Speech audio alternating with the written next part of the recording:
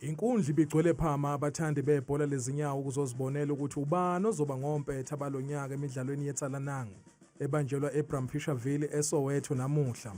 Bekuthola nephezulu i-G-Stars kanye namathayithayi kowamanqamu.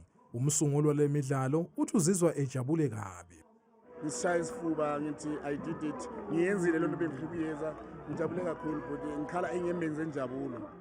Kanti nabaxhasi bale midlalo umnyango wezemidlalo nokungcebeleka emkhandlweni waseGoli bathi le midlalo iletha umehluko kubantu balendawo. Makunala amagame laba abantu bayeza bazobukela amagame laba. Izinto ezininzi ezenzekayo elokishini ziyema. Abantu bathathe ixesha labo bazelana bazobukela amagame.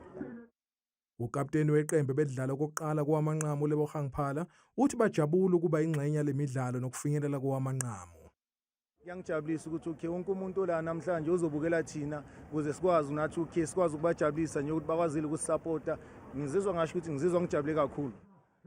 Umdlali weqembu eladlala owamanqamu nyakenye i-G-Stars uSichaba Masemonke uthi bazizwa bejabule nje ukuzodlala ngaphansi kwezihlwele eziningi. Last year sidlula ama semifinal saphena sadlula ku final. Yeah, futhi manje sibuyile futhi sidlala ifinal. Manje siyayifuna le tournament. Yeah. Namhlanje ke bekuwona umdlalo obubhekwe kakhulu khona lapha eBraamfischer ezindabeni zethu ku Channel 163 ozethulela iNewsroom Africa Channel 405 ngingu-Andrew Kantuli eBraamfischer eSoweto.